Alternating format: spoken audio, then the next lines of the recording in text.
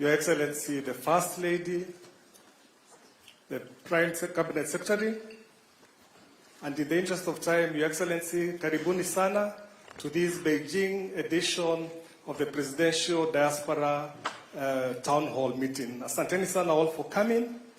In the interest of time, Your Excellency, I shall quickly introduce some members of your delegation who are here with you.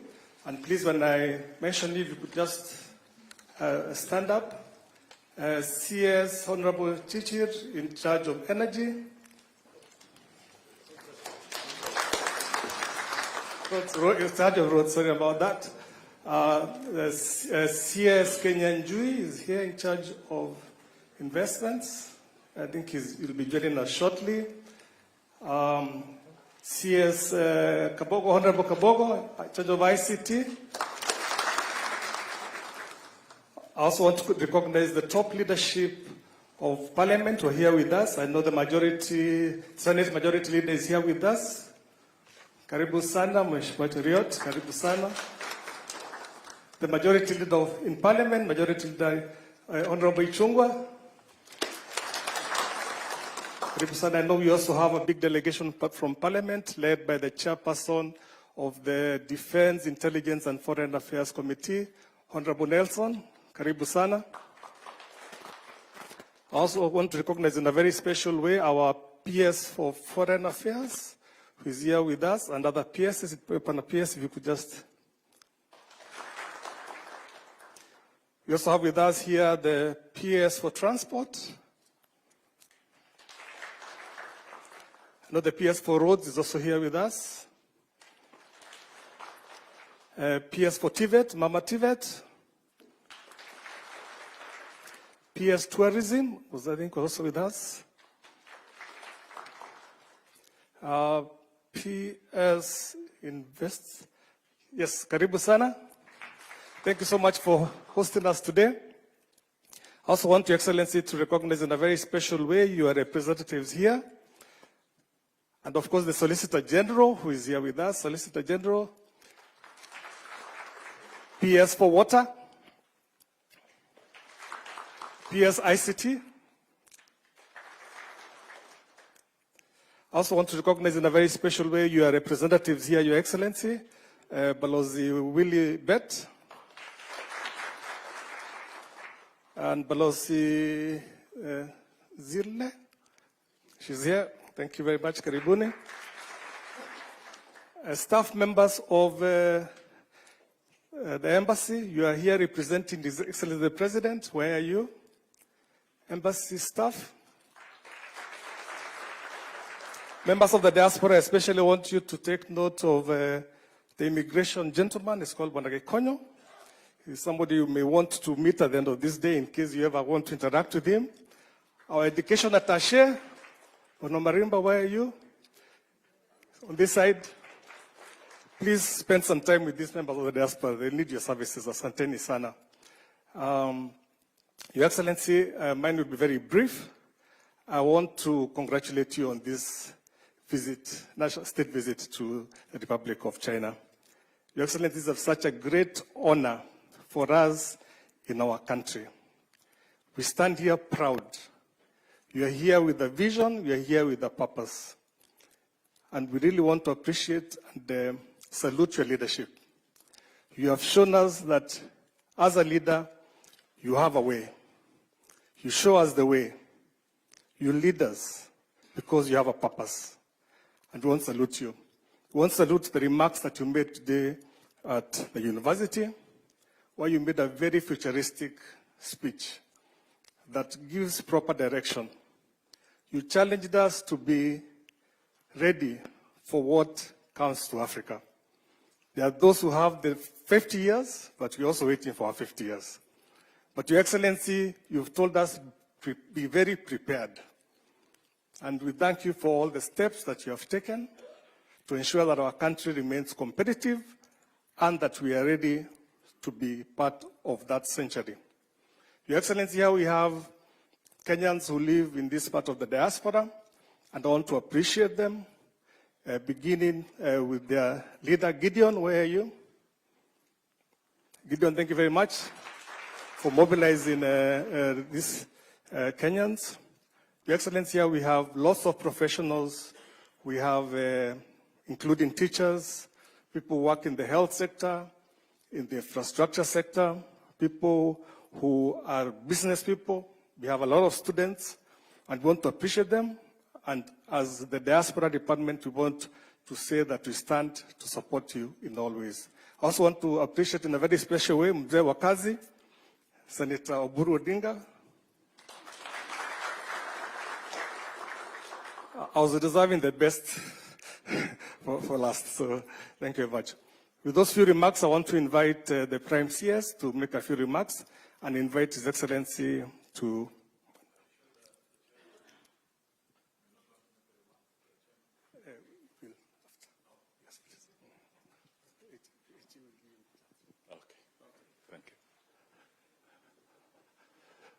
Thank you.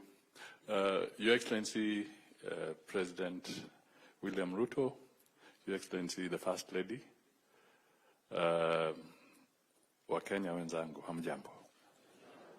Muko sawasawa? Muko gangari? Asante sana.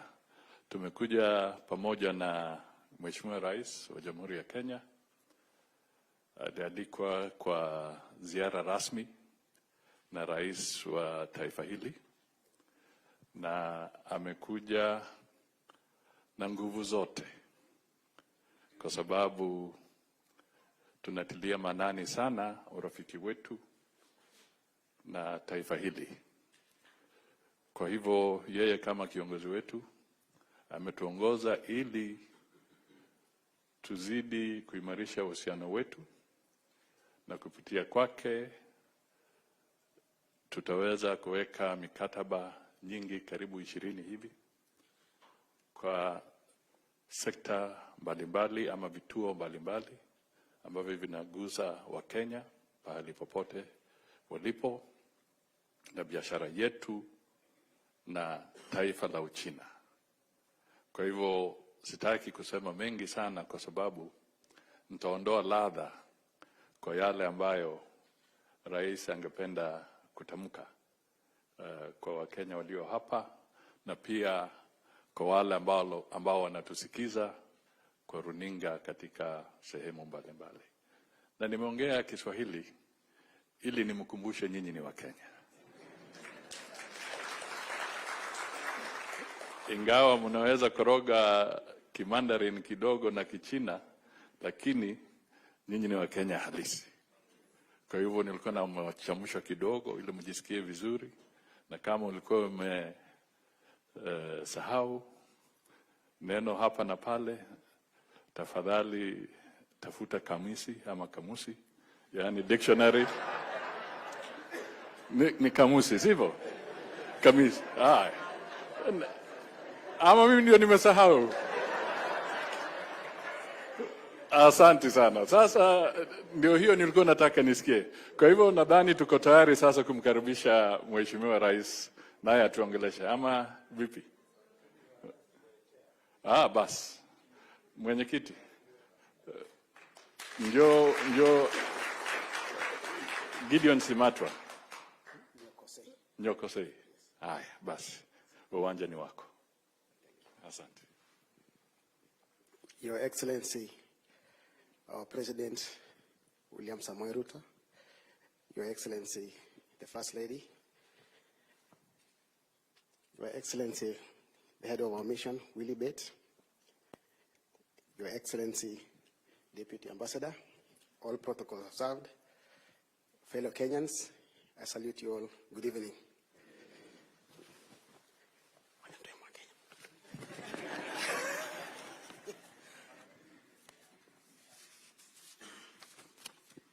I want to welcome you all to this Diaspora Beijing meeting.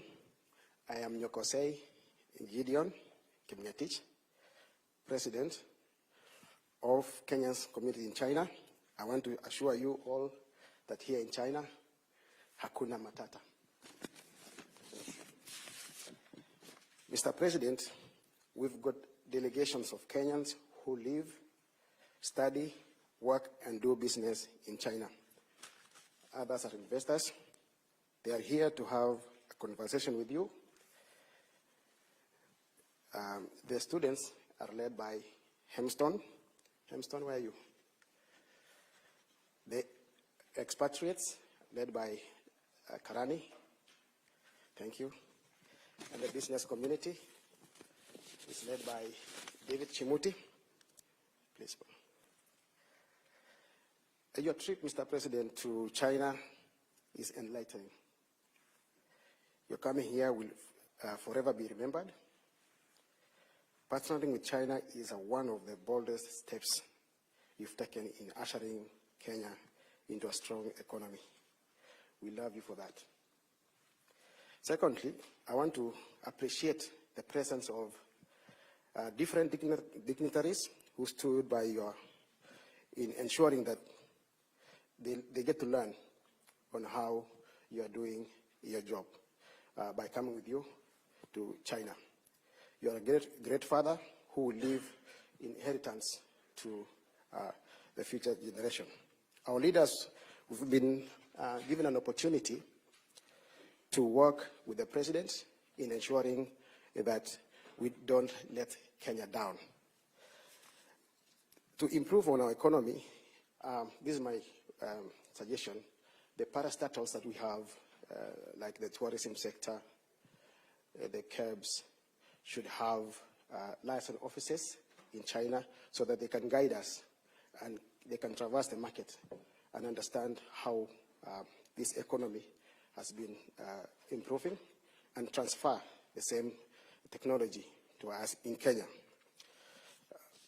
also including KRA. We also desire to give priority to students who have worked here and to teachers and other workforce who have been here in China to be absorbed back home in Kenya so that they can transfer the same skills to our economy. Through the Office of the President, I would like to invite the CS Education to come and do a study case on how CBC has been working in China.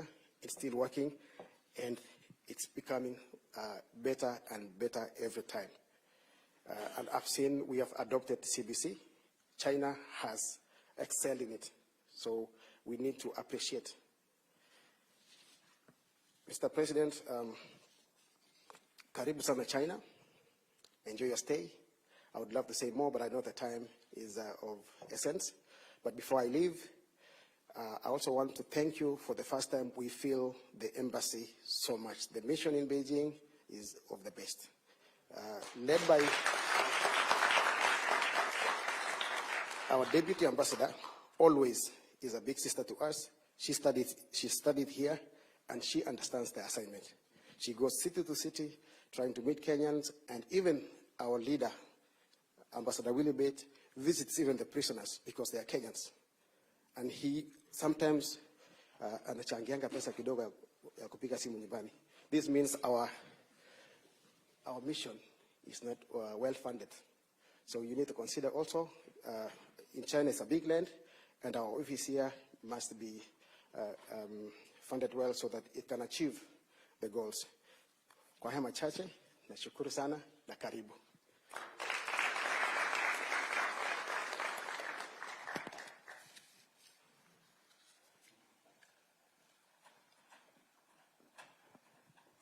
Thank you. Your Excellency, I think, let me not waste any more time.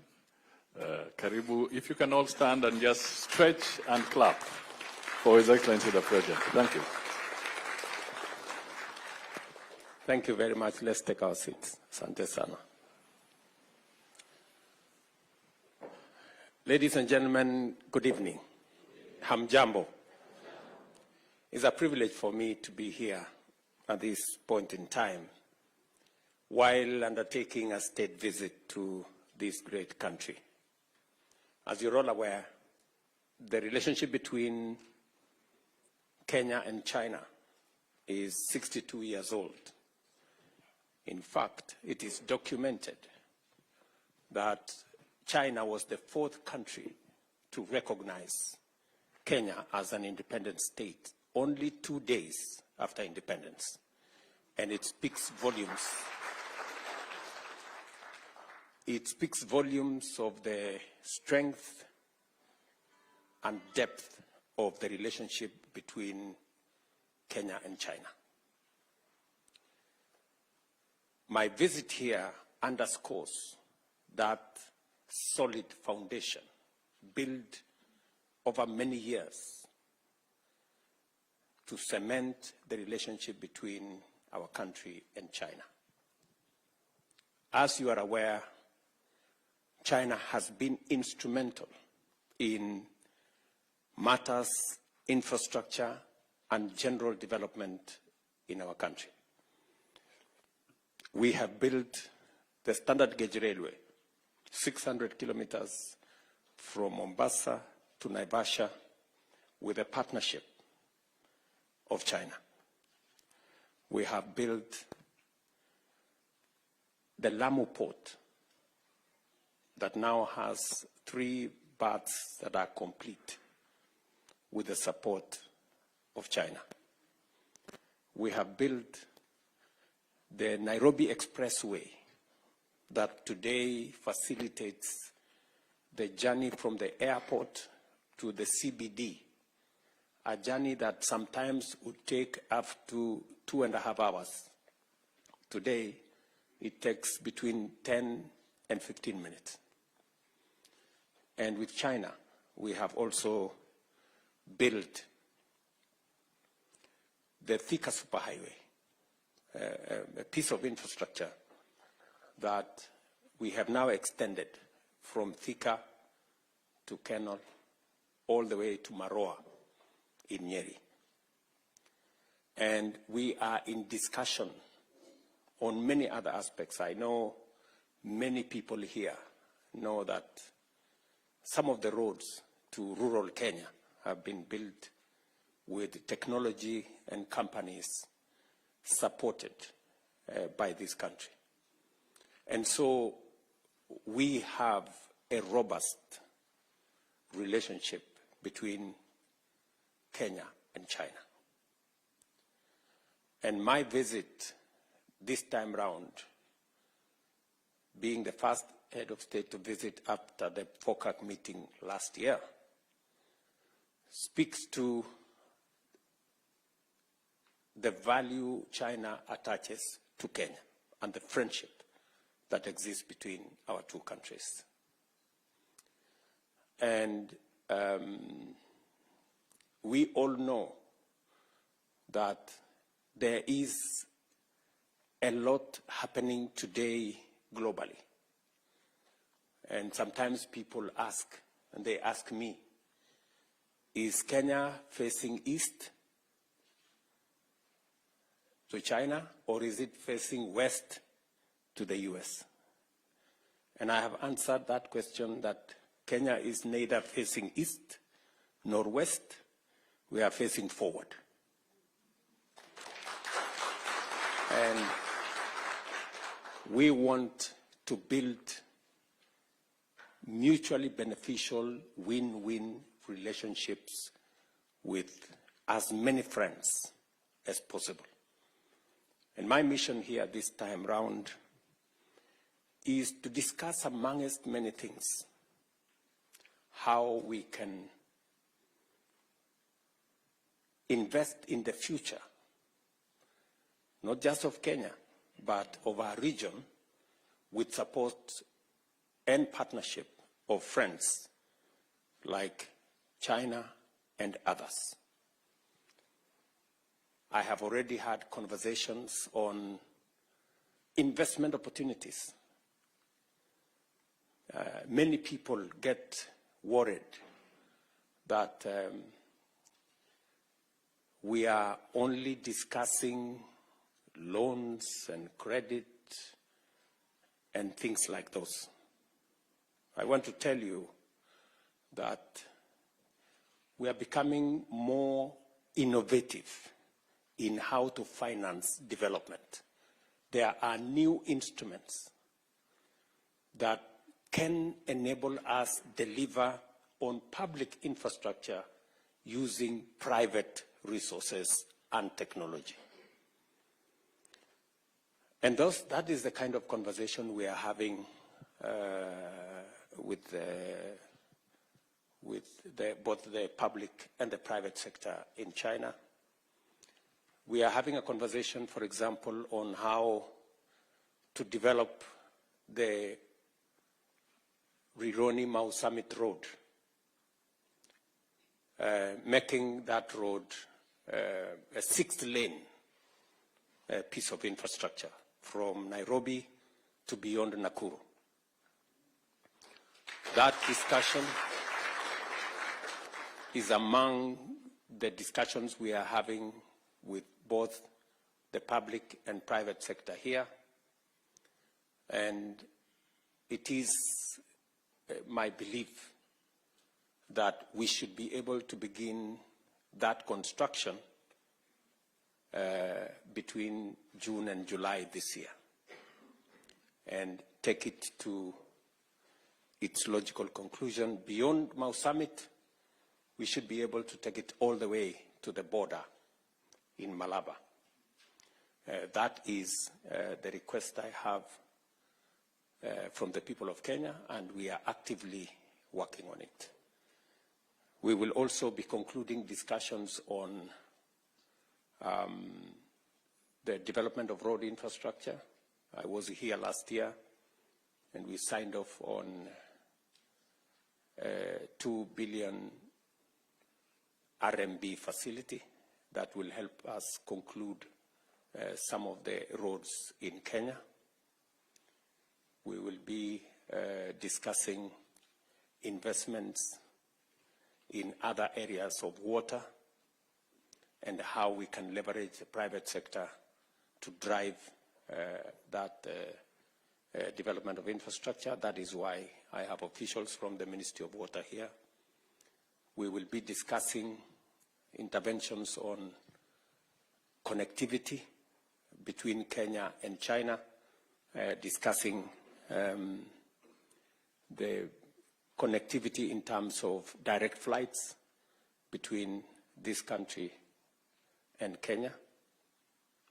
Very importantly, we will be discussing trade. As you are aware, we have trade that is growing between our two countries. In fact, statistics show that we are all the way to $8 billion of trade between Kenya and China. Our concern as Kenya is that that trade is not balanced. And it is the conversation we are having. And tomorrow, we will be signing a framework agreement on the economy and trade. And that framework agreement is going to give us the opportunity to discuss a bilateral trade agreement between Kenya and China. And I just had a meeting this afternoon with the Prime Minister, and he agreed with me that that trade needs to be balanced. As you are aware, Kenya is importing close to $4.5 billion of goods and services from China. And yet, we are exporting only about $200 or $250 million. I mean, in Kenya shillings terms, we are exporting about 30 billion shillings to China and importing 600 billion shillings from China. That kind of relationship, we all agree, is not sustainable, is not balanced, and therefore needs a thorough conversation. It is one of the pertinent issues that I have come to sign off the agreement, because immediately we are going to discuss on how we can bring down the barriers on market access by Kenyan tea, Kenyan coffee, Kenyan macadamia, Kenyan avocado, and all other Kenyan products into this country. It is the most feasible way for us to balance trade. As you are all aware, our tea and coffee are premium products globally. In fact, Chinese companies admit that Kenyan tea and coffee is premium coffee, but today it is subjected to tariffs, and that is what impedes the export of our tea and coffee and macadamia and avocados to this country. And the discussion we are going to have is how we can have a preferential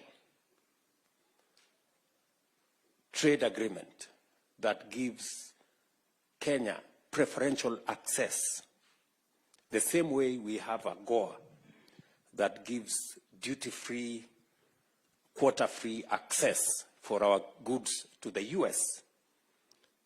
The discussion we're going to have is that of a duty-free, quota-free access to the Chinese market for our products. That way, we can export more to this country, export better products, and we're going this time around to be exporting processed agro-products into this market. I am very happy that we have made tremendous progress in this pursuit. I remember when I appointed Willie Bett here, my assignment to him was we must open the Chinese market. I am happy that now the Ministry of Trade, Industry and Investment is aligned. And I came here with Lee Kinyanjui, CS responsible, and his assignment is clear,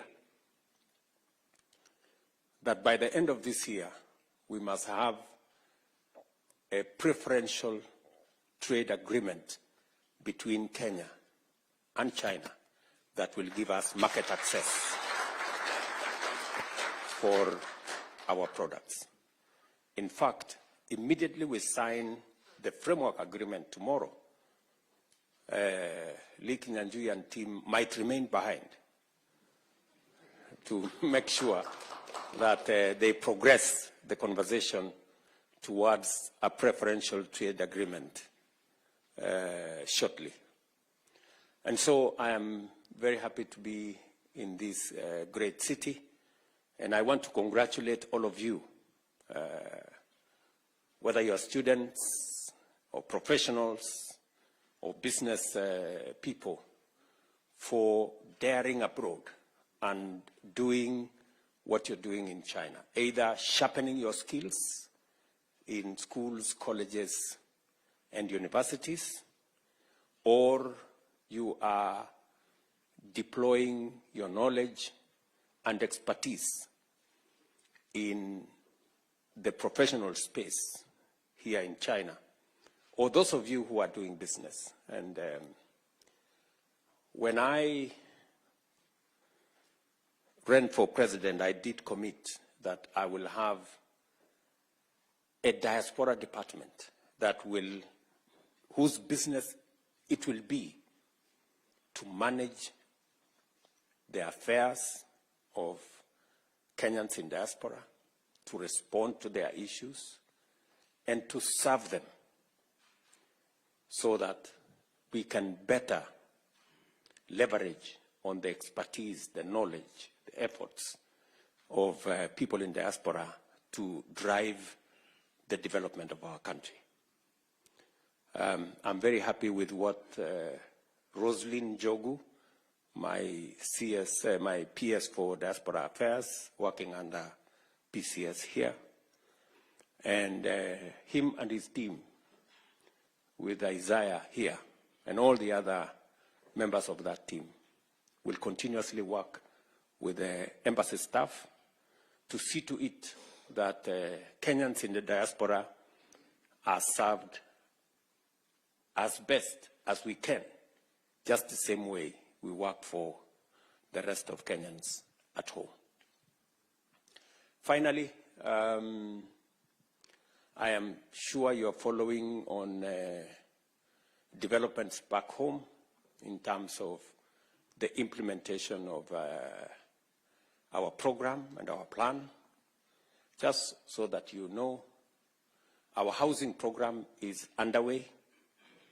We have close to 150,000 houses being built around Kenya. Majority of them will be ready this year. In fact, I will be handing over keys to the first 4,000 units next month, and it will be continuous. You now have an opportunity working in the diaspora to buy some of those housing units. You do not have to depend on your family members or your friends, who I am told occasionally run away with your money. You will now have a place to buy a house without any hassle. And the ministry responsible for housing will let you know how you can book for a unit online. You don't need to know anybody. You don't need any brokers. You don't need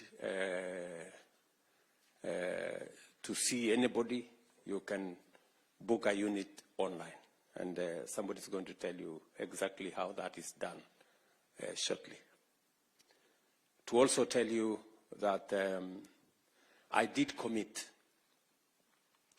that we are going to have a different savings culture. As you are aware,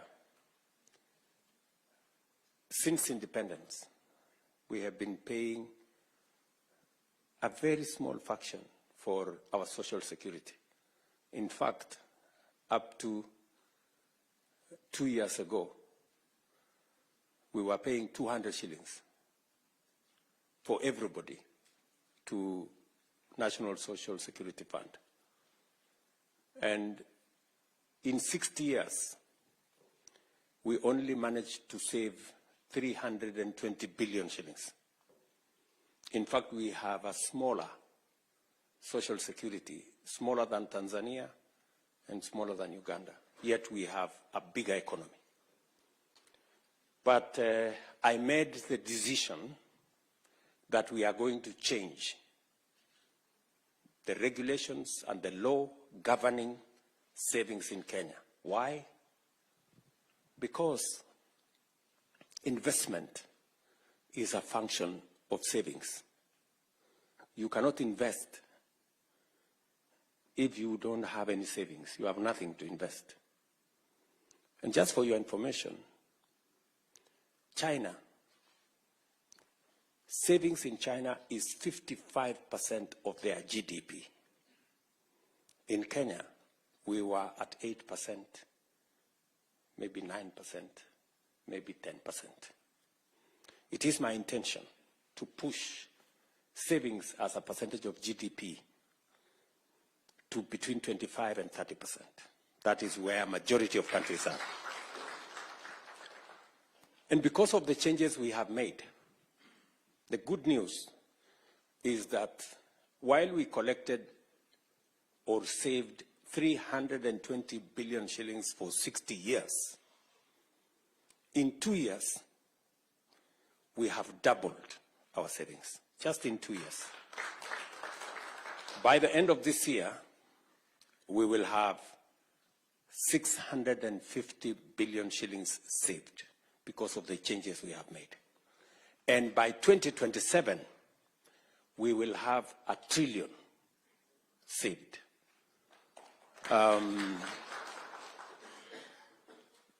That is why I am not very popular with people who don't want to save. But for the people who want to save, they know what difference that is making. And that is how we are going to stop borrowing from other countries.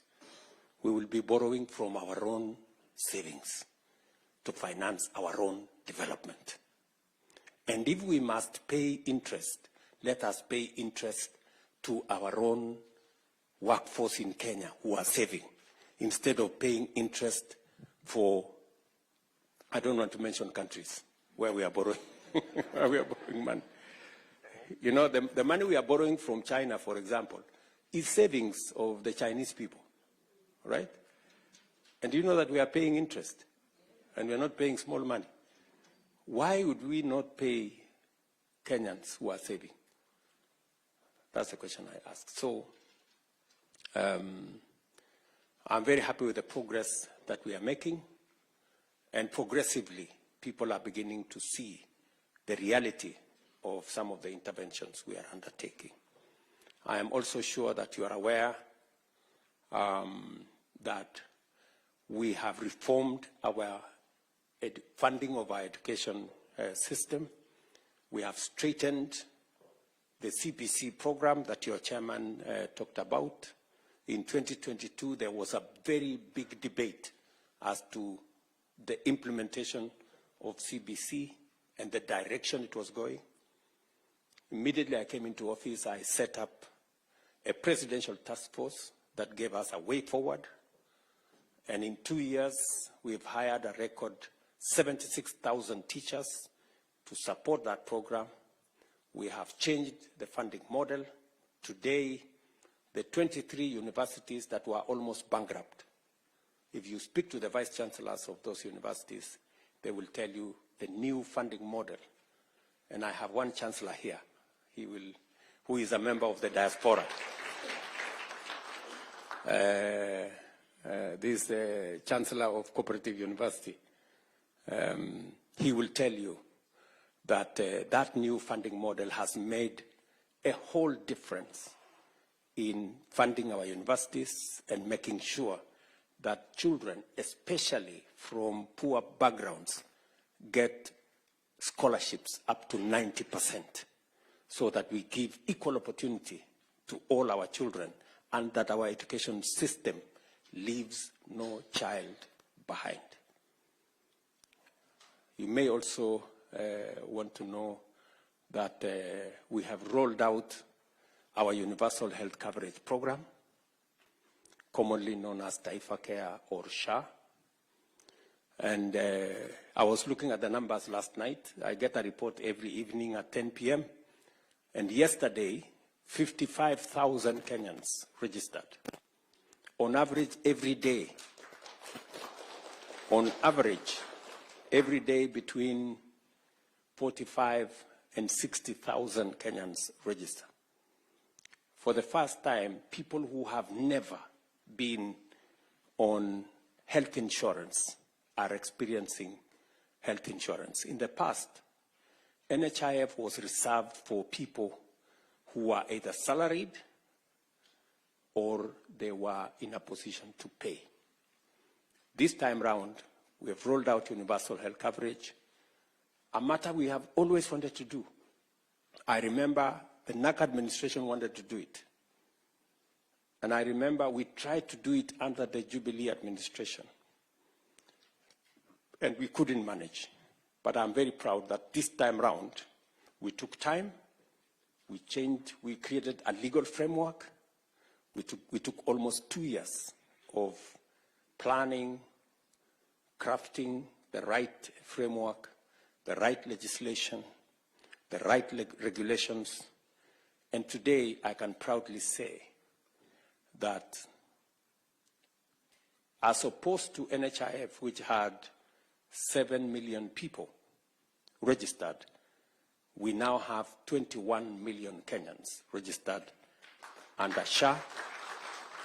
And I am confident that we will get finally, with the registration that is going on now, we will finally get to universality on matters health. And the program gives everybody a chance. For those who can pay, you pay in accordance with your income. And for those who cannot pay, the government of Kenya will step in to pay for indigents and the people who cannot be able to pay.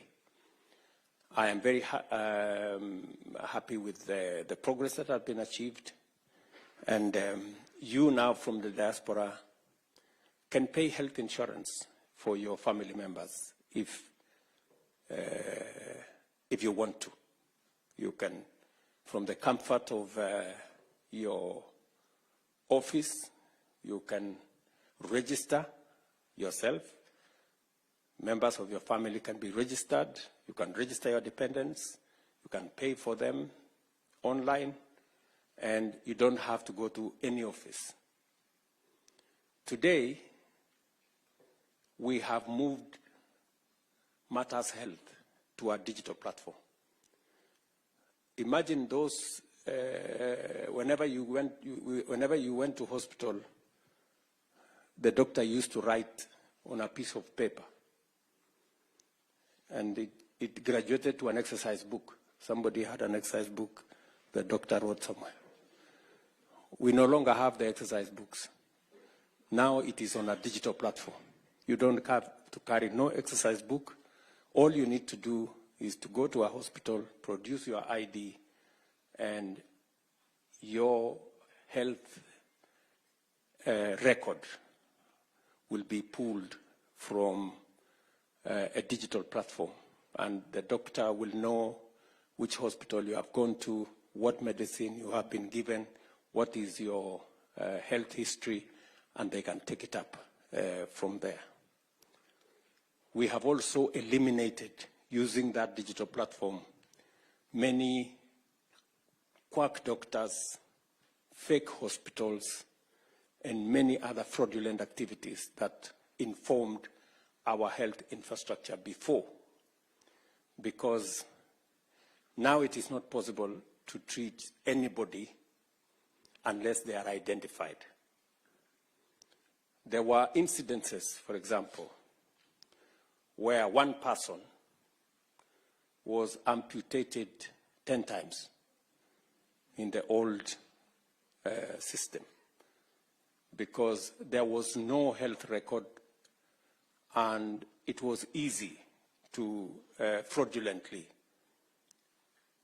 make claims to NHIF.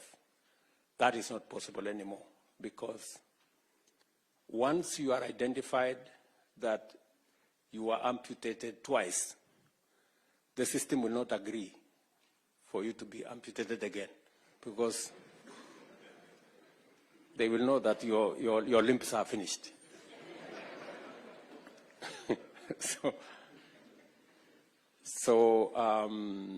We also had incidences of very small hospitals which were performing very many surgeries. That again has been brought under control.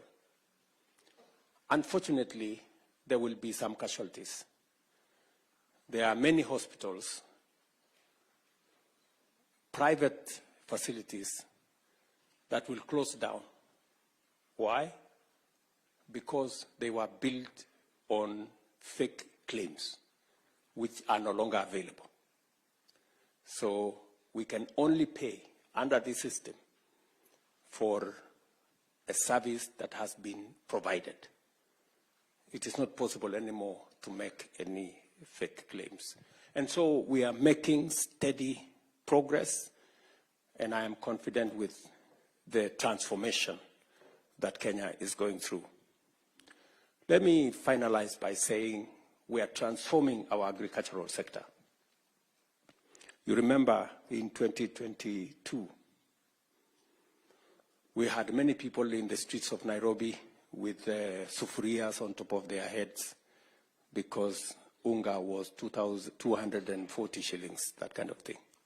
We have since reorganized that space and working with farmers with clarity of intervention, making sure that we don't subsidize consumption, as I said, but instead we support production. The reason why today the prices of unga have significantly come down from 230, now we are talking of 130, 140 shillings. Sometimes it comes down to 100, And I'm very happy with the progress that we have achieved in that space. Today, if you ask, because of the reform we have carried out in the agricultural sector, milk that was retailing at 35, 38 shillings, we now have standardized milk prices at 50 shillings to the farmer.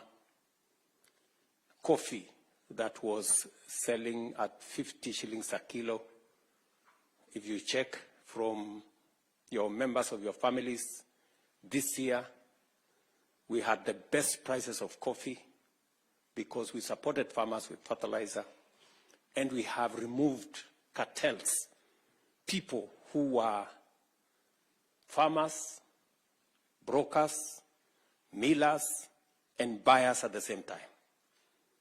And they significantly undermined the whole coffee sector. Today, coffee that was retailing at 50 shillings, 60 shillings a kilo, on average, is 110 to 140 shillings a kilo. And if any one of you is a coffee farmer, you will bear me witness. This year, last year again, we made huge progress with our tea. The year before, our total earnings from tea was 170 billion shillings. Last year, it moved all the way to 215 billion, the highest in Kenya's history. Again, because of favorable weather and because of the investments we made in promoting production of our tea sector. We have just concluded, for those of you who come from the sugar belt, the notorious sugar problem that has been with us for 30, 40 years. We've just concluded the reform of that sector. And for those of you who follow Kenyan news, the cartel in that sector was so vicious that I had to tell them, mambo ni matatu. And ever since I told them mambo ni matatu, now we have concluded the reform of that sector. And my intention is that, like the other sectors, the sugar sector that has suffered for many years, we are now going, the factories will now be able to pay farmers on time, pay workers on time, and for the first time, pay bonus to sugarcane farmers. The first factory did that last year. That is Mumias. And this year, we have concluded the reform process of Chemelil, Miwani, Mohoroni, Soni, and Zoya. And by the end of this year, you will see a very big difference. Just because of the interventions we made. Last year, contrary to what we have done all the years, we imported very little sugar. And in the next 2 to 3 years, Kenya will be a sugar exporting country. Because of the interventions we made, 200,000 acres of new land was put under sugar production, because farmers can now see that there is seriousness in the sugar sector. So, this is the interventions we are making as a government. We are pulling our country in the right direction, and I am very confident that Kenya is going to be a better place for all of us. We must consistently persistently work together towards making Kenya this great country that we all want it to be. It is not going to happen overnight. It is not going to be easy, but it is worth all our effort to make it work. I have every intention to make it work. And I am committed to transforming this, our country.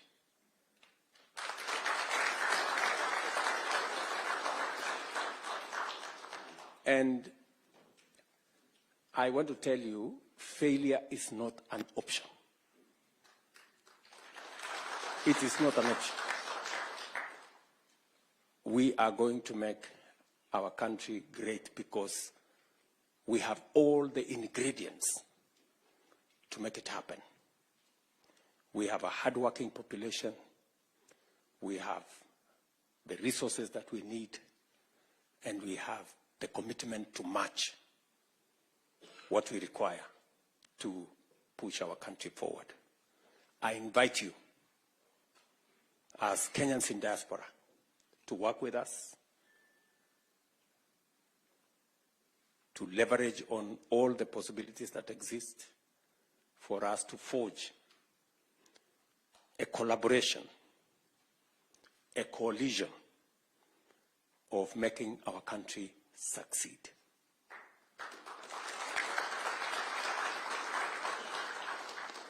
The media will not stop us. The social media will not stop us. The naysayers will not stop us.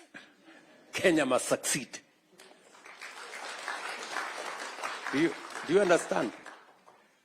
We have no option. We have to succeed. So I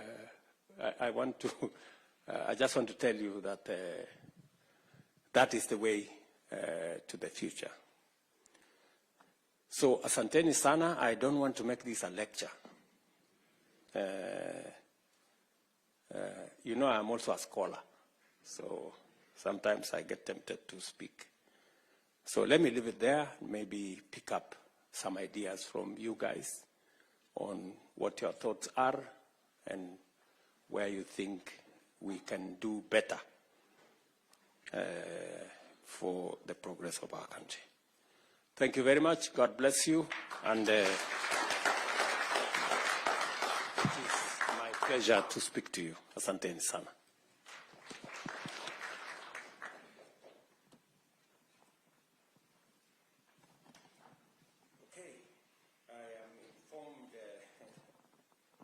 I'm informed that there is another meeting. Eh? I have 30 minutes here. Okay. I have 30 minutes because there is another virtual meeting with the Secretary General of the UN on matters, peace and security in our region. And you know, we have security men supporting our brothers and sisters in Haiti and all the other issues that are regional in nature. So I will take a few questions from this great audience. Your Excellency, the President of the Republic of Kenya, and the esteemed First Lady, Mama Rachel Ruto, we want to thank you so much for this great honor to engage with the diaspora in China. As you can see, we represent various groups, and because of time, I'll allow the different regions coming from all over China. As you know, we have 22 provinces here, and we have a very large business community who have come from different places. We also have a very big student fraternity that wish to engage with you, and the professionals, the teachers, and expatriates. So without further ado, let us begin our Q&A, and let us make our comments very brief. Let's start with the regional representative.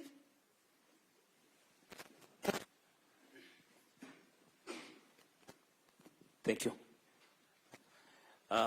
Your Excellency, the President of the Republic of Kenya, Dr. William Samoei Ruto. Your Excellency, Mama, distinguished dignitaries, we welcome you to China. In Chinese language, we tell you, Huang in Zhongguo, and you say, Shishini.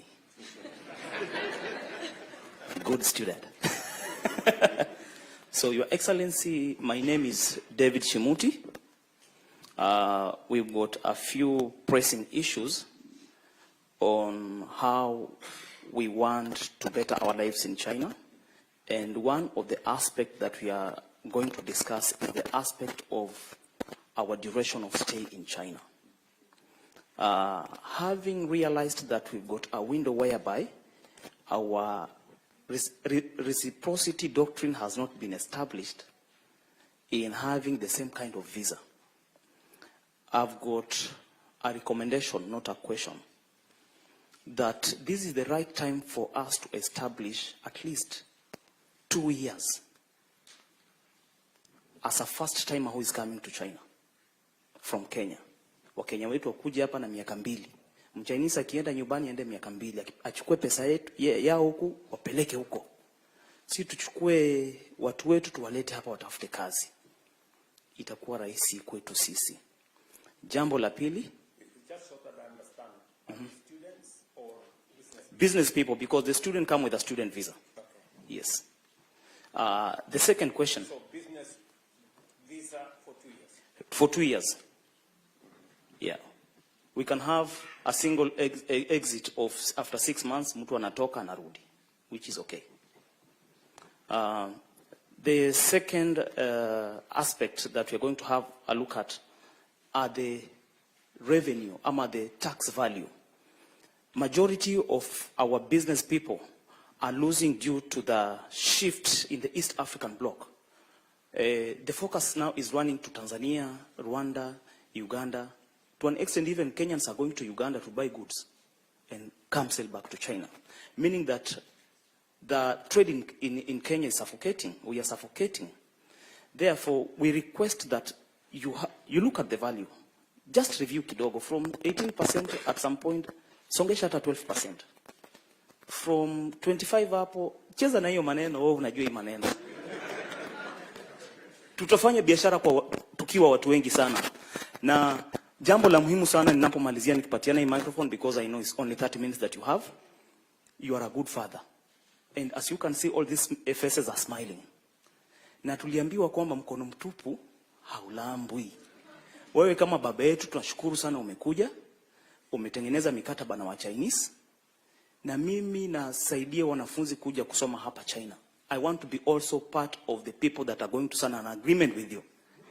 I'm very happy that Honorable Kinyanjui is remaining behind. Tafadhali, unione. So, I want to give the president a gift, because wa Chinese wamempatia gift. Hata mimi naweza pia mpatia moja. Akifanya kazi nzuri kule, atakuwa anakumbuka. Sinaruhusiwa? Yes. Yes. Thank you very much, David.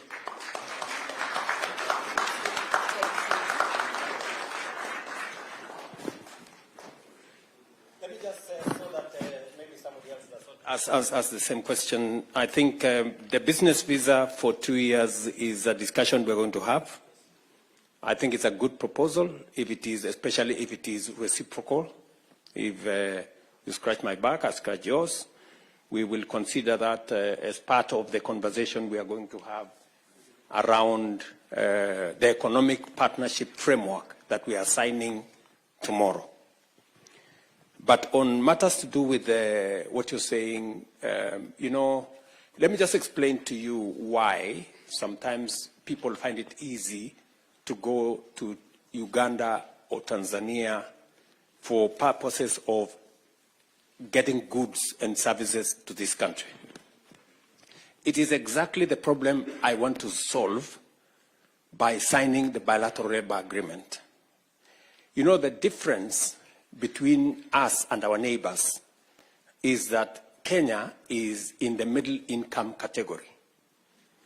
Our neighbors, Tanzania, Uganda, and all the other neighbors are in the least developed countries. They are in LCDs, LDCs, and we are in the other. So we are categorized higher than them, and therefore, while they export duty-free, Kenya exports with duty. And that is why you heard me say that is the agreement we want to negotiate.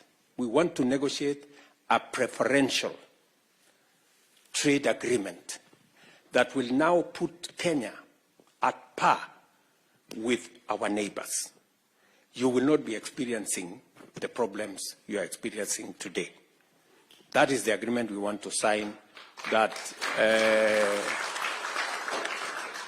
today Kenya is different from the other countries because of the categorization of our economy as opposed to our neighbors.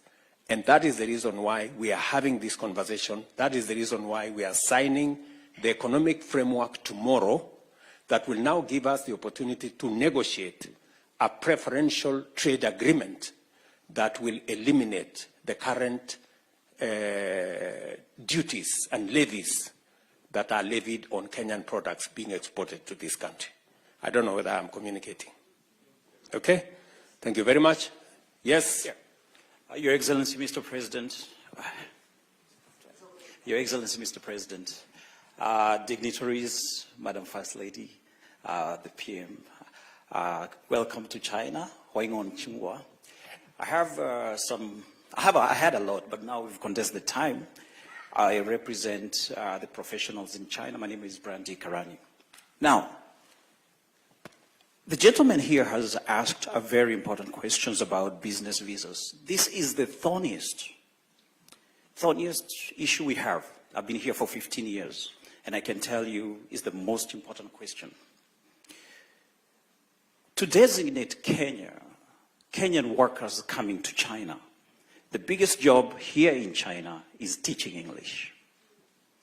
Kenyans here, they're very good teachers of English, and I'm a lecturer. I teach world history in an international high school. Kenyans can be able to teach English in this country. Not only one, not two, but in drones, 100,000. Just last year, we had 672 billion Kenyan shilling remittances from Kenyans in diaspora. Early this month, the DTWG team led by Dan Mokile, which I'm a member, met with the Prime Cabinet Secretary. They had a diaspora going on. Congratulations. PS Rosalind Jogu was there. She's done an incredible good job. She's assisted us a lot, and we are happy. First of all, let's congratulate the President. Mr. President is the first person to give us a diaspora department. We've waited for a very long time, from the Kibaki administration to Uhuru administration, and when you came into power, Mr. President, asante sana, you gave us the diaspora department. Now to the question. We would like Kenya to be designated as an English-speaking country. And why this is very important, because once you designate Kenya, even South Africans, they don't speak good English like we speak. Once you designate Kenya as an English-speaking country, in your bilateral talks with Xi Jinping, we can be able to get work permits to work in China.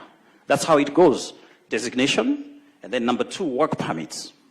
Once we get work permits, this one's going to have a lot of teachers in Kenya coming to work here. And you don't need to be a teacher to come and work in China. You can come and work in China. Then the business people, once the work permits are out, the business people can be able to have visa reciprocity. Because workers can be able to get working visas, even the business people can be able to get those 2 years visas. The students, I don't know if the student is here. Is there a student leader? The students who are in China cannot work in China. The same part will make the students also be given the permission at least to work and not depend on their parents back home. So, Mr. President, this is the most important thing. As far as Kenyans in China are concerned, this is the most important.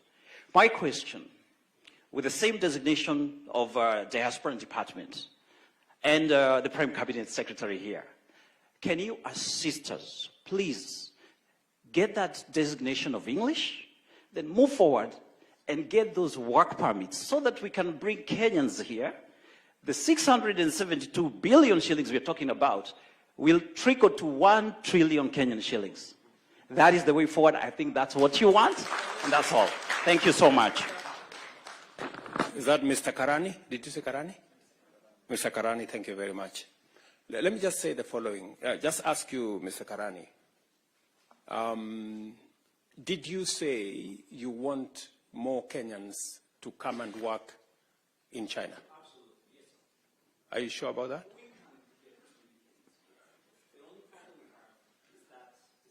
No, just answer my question. You asked me the question. Let me answer. Let me ask you. So, did you say you want more Kenyans to come and work in China? Very good. So, I hope you help me answer the many people in Kenya who tell me that I am exporting Kenyans. You know, I have a big problem with I have a big problem with people who are telling me that I should be creating jobs for people in Kenya, which I'm trying. But if there is opportunity elsewhere, I mean, is there anything wrong with Kenyans accessing opportunities elsewhere? I hope some people are listening to this so that the people in Kenya who are fighting me and telling me I'm exporting people, they should understand that we are in a world that is a global village. And we should explore opportunities everywhere. And I am very proud of the Kenyans who have taken up the opportunities that are available, that are available globally. And it is the reason why I set up the Diaspora State Department. So already it is in my radar, and CS for PCS and TS for Diaspora and Foreign Affairs, together with Roslyn Jogu, my PS for Diaspora, are seized with that matter. We have signed several bilateral labor agreements that provide the framework you're looking for. It is our intention to pursue the same bilateral labor agreement that will also provide for Kenya being designated as an English-speaking country. In any case, Kenyans speak the best English than in any other country in Africa. And that is the correct position. So you're spot on, and you have given me an assignment, and I intend to report back shortly. So, Bwana Musalia, kazi kwako, and your team. PS Korir here, Ambassador, and Isaiah Kabira here. You know what you need to do so that we can get more teachers teaching globally, because we have developed a global workforce. We have developed one of the finest human resource that can work anywhere in the world. And we should deploy it to the advantage of Kenya. And that is the reason why labor mobility is one of the programs that I actively pursue, because I know it gives opportunities to many Kenyans. Today, we have close to 300,000 trained teachers in Kenya. The choice is, should they find opportunities elsewhere in the world, or should they wait for opportunities in Kenya? I think whenever the opportunity arises, whether it is in Kenya or in a foreign country, they should take up that responsibility. Thank you very much. So I have some assignment from you. I know we are running short of time, but let me give another 2 people. Your Excellency. Yes, proceed. Madam. Your Excellency, I recognize you. I also recognize Mama Rachel, and I stand on existing protocol. I do not represent any constituency, Your Excellency, because I am the only United Nations employee in Kenya, in China, from Kenya. We have 27 United Nations agencies in Beijing. I'm the only Kenyan. I apologize for coming late. I send the greetings of Sid Chatterjee, the resident coordinator here, who I was representing at another meeting with the Undersecretary General for Humanitarian Affairs, Mr. Tom Fletcher, who also said is your friend. So I excused myself from that meeting. Absolutely. So 3 quick points, Your Excellency. We ask you a lot of questions, but let me give you feedback. This is my 2nd time in China. I was here for 4 years, left, came back. I've been here for 2 years. I have had the privilege of interacting with 4 Kenyan ambassadors to China. And so I give an objective assessment. Ambassador Bett and his team are a first-in-class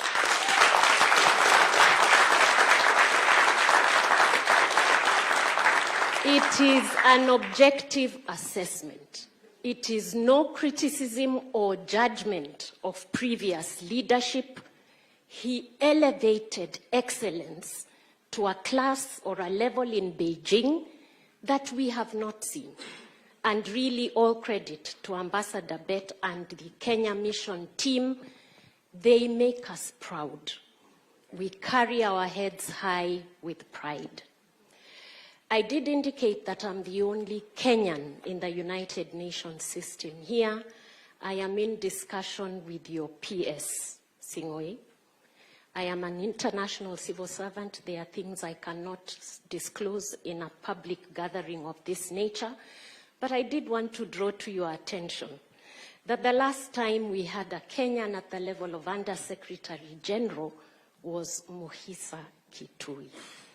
I think we need to amend that. But let me come back to what the multilateral system does in China. While you are negotiating on the bilateral front, I would like you, Your Excellency, to know that there is a multilateral engagement between UN agencies in China and countries outside of China. So as a UN agency representative, and my colleagues do the same thing, we have a dual mandate.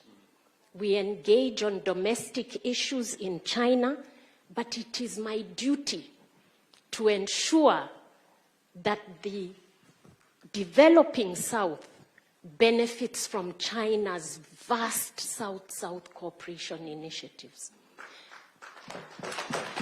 And so, Your Excellency, we receive grant money. The UN system receives grant money from the Chinese government, from the Chinese public sector, to provide to countries primarily in Africa. Because China prides itself with the friendship it has with African countries. I do want to ask, Your Excellency, on those engagements, your ambassador does very, very well. What we need is reciprocal attention and fast action in Kenya when those initiatives come up. Because I have to inform you that sometimes we see an opportunity here, and remember, it is not only Kenya. Ghana is waiting. Ethiopia is around the corner. Rwanda is also keen. So we need to find a way to connect better around those initiatives that are available here for development in Africa.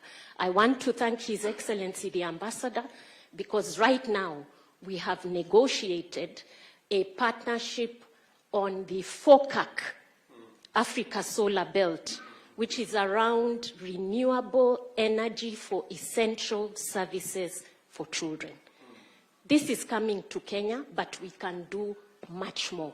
And I'm saying the pace is not as quick or as efficient as it could be. I thank you, Your Excellency.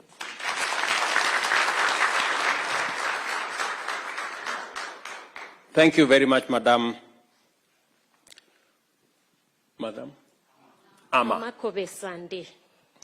Madam Ama, thank you very much. Yes, it is very rare to get compliments from Kenyans.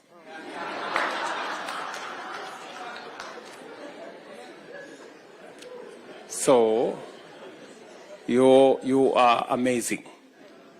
And thank you very much for saying what it is. If somebody does something good, it is better if it is said. So thank you very much. And let me also agree with you that we need to improve on the turnaround time for matters between embassies and headquarters. I think P.S. Korir and your team, you need to pull up your socks so that whenever there are issues that require headquarters to provide direction or to engage in a certain manner, we can improve on the efficiency around that turnaround time. And with the expanded mandate of the Ministry of Foreign Affairs to include all the diaspora issues, and with an extra PS, I think there should be demonstrable progress in the efficiency around foreign affairs. And I agree with you that we need a country strategy. In fact, one of the issues I have discussed with Rosalind Jogu is how we can deliberately place Kenyans in some of the UN positions that arise. We have some of the best human capital anywhere in the world. There is no reason, absolutely, why we do not have undersecretaries in the United Nations. And therefore, I agree with you. And I'm sure the Honorable Musalia Mudavadi is going to provide leadership on that front. Thank you very much. Thank you. Somebody, okay, Madam? Your Excellency, President of our beautiful Republic of Kenya, Mr. Dr. William Samoei Ruto, Your Excellency, the First Lady, Mama Rachel Ruto, all protocol observed. Huanying Dao Zhongguo. Welcome to China. The reason I'm saying this is because I have been here for close to 20 years now. And being here has meant that I have worked tirelessly to promote our beautiful country, especially in matters to do with tourism and education. I head the Institute of Kenya, Africa-China Languages and Cultural Exchange Center at Tianjin Normal University, which actually is is working with Kenya Bureau of Standards to do research on coming with the most or the best quality of avocados to be exported to the to the Chinese market. That's one of the things that we do there. However, my note would be for tourism, because being here, China is a huge country with a huge population, and if we can get at least 1% of Chinese people into our country, we can raise our tourism revenue so high. However, we need platforms to do this, and this is to the in the case of live streaming. We can use social media so much in portraying our beautiful country. We can have influencers. You know, influencers do a good job. We can have influencers to go around in our tourist sites and to at least showcase our country and reach out to the Chinese audience. And so my question would be, would there be a department to help us to do this?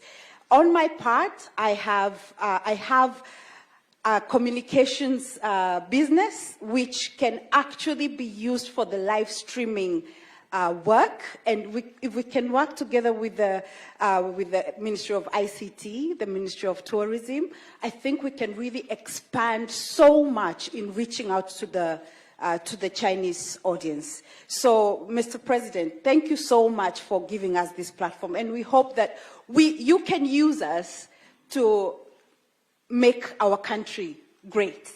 Thank you. Thank you very much, Madam. I didn't get your name. Sorry, my name is Dr. Ruth Njeri, and I work at Tianjin Normal University. Thank you. Ruth. You're spot on.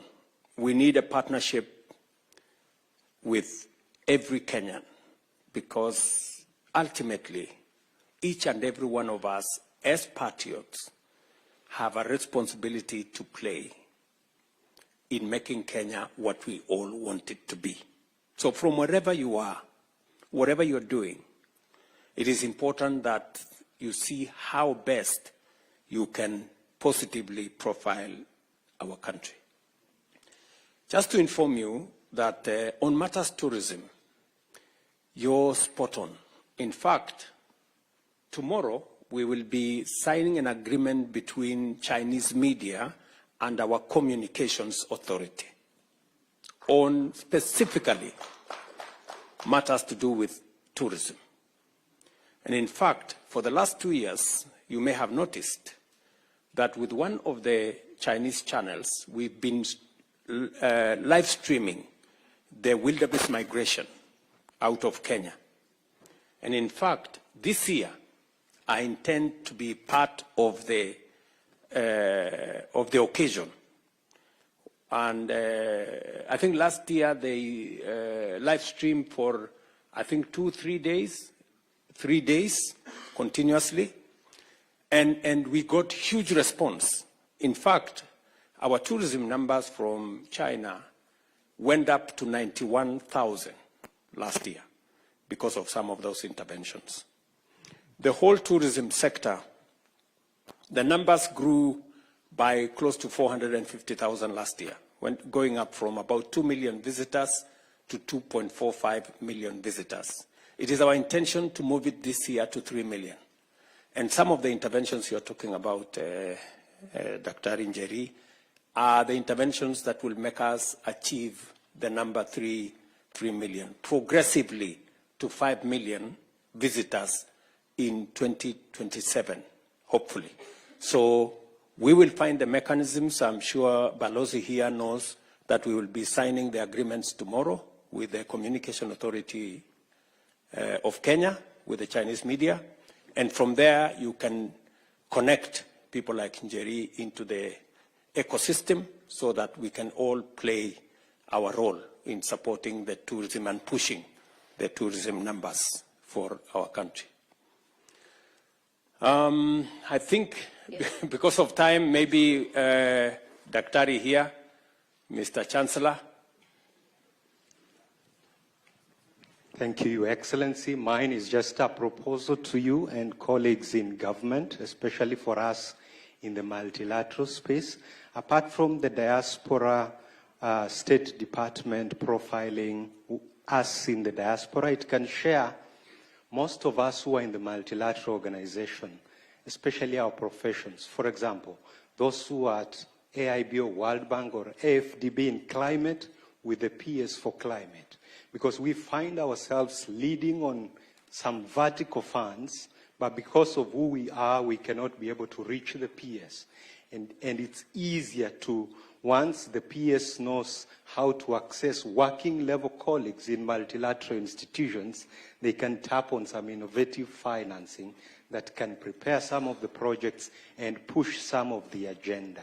Or those who are in health can know who is working on pandemic fund in various institutions, and that can help. Having worked at Africa Development Bank for 8 years, most of the colleagues in multilateral spaces find it hard to share these propositions, but diaspora team can just profile and share an example of how Rwanda does it or Senegal does it. But we thank you for the forward-looking foreign policy statement that you shared today. It's for the next generation. Thank you. Thank you. Thank you very much, Daktari. Again, that is an assignment for my team, beginning with the ambassador here, and connecting to all the other colleagues at the ministries, whether it is health, whether it is environment, and all the other colleagues.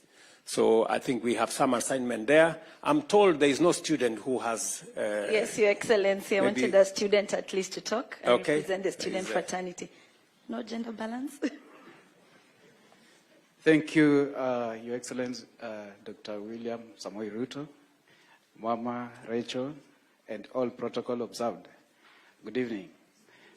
This is Hemston Mabonga, student leader under the umbrella called KESCA. KESCA is a Kenyan Student Studying in China Association. So we have 17 city-level associations under the umbrella. And I want to confirm, my major issue was, I want to confirm, because the business has confirmed that they have a cordial relationship with the ambassador. The professionals have also confirmed, and I wanted to not to be left out as student representative. We are working well with Mr. Willie Bate, the ambassador, Madam Lynette, and the education attaché, Mr. Albert. You can just wave. Actually, we are feeling their presence because I'm from Wuhan City. I traveled all the way to Beijing to meet the president for the first time.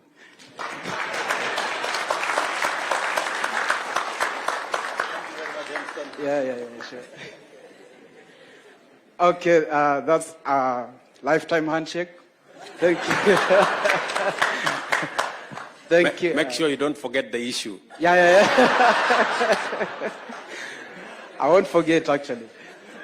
It's a compliment. I'm not complaining. We are used to complaining, but it's a compliment. I want to appreciate, I attended your morning session, and I admire to have the same knowledge you have in future. That is, I learned something very, very important in the session. I don't want to share with you because of time, but I will share with my friends when you leave. Otherwise, I forgot the issue, but it's okay. Otherwise, keep lobbying for the scholarship slots. More scholarship slots across levels, undergraduate, master's, and PhD students. That one, you'll have helped students who are here and who are intending to come to advance in education. Thank you. I'm a mathematics teacher, and there was a session, a proposal of Kukuza Mulima ya mathematics. Please don't. I'll be jobless. Thank you. Okay. I think there was a suggestion that mathematics be made optional, but I think that is what the mathematics teacher here has an issue with. So I'll get the Ministry of Education people to explain what they mean. But your perspective has been taken into account. Again, the issues of scholarships to provide opportunities for Kenyans to study abroad, whether it is in this country or elsewhere, both sponsored by Government of Kenya or other philanthropies, or in consultation with the government of this country to offer scholarships for Kenyans. That is an area of cooperation that we have built on. As you heard me say this morning, we have, over the years, got sponsorship for close to 4,000 Kenyans who have studied in this country in different aspects, some paid for by their parents, majority through scholarships and other interventions. We will continue to explore opportunities for scholarships as we expand the horizon of knowledge, skills, competencies that are necessary for us to drive our own development and provide an internationally recognized workforce, not just to work for Kenya, but to work globally for any part of Kenya. I have so much confidence in Kenya's human resource that I am not ashamed that if they went to work in any country, they will let us down. They have always been outstanding. Believe you me, I have been to many cities, and the compliments I get for Kenyans working, whether it is in West Africa, I was in Ghana, I was in Congo Brazzaville, and I found the manager of the hotel I was staying in was Kenyan. And there were huge compliments as to his style and professional leadership of those institutions. And that is why I have no reservations whatsoever in getting as many opportunities as possible for Kenyans to work anywhere in the world, because I am confident about their professionalism and their competence. So again, the way to sharpen our human capital is to make sure that we get them the correct training, the correct knowledge, and that is why we are investing 30% of our national budget in matters education. It is the highest in our region. When I came into office, I added another 127 billion to education, because our human resource is the most critical asset that we have as a nation. And that is why my good brother here, Karani, can confidently say last year our diaspora contributed close to 600 billion shillings to the development of our country. That human capital is what defines Kenya. And that is why whenever there are opportunities anywhere in the world, including what Amma just said, in the UN system, we must fill up with Kenyans. They will do a good job, they will make us proud, and they will send some money to Kenya. So thank you very much.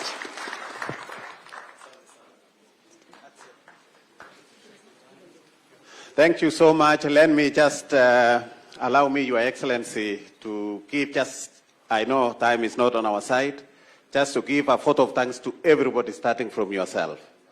At this point, we want to close with a word of prayer from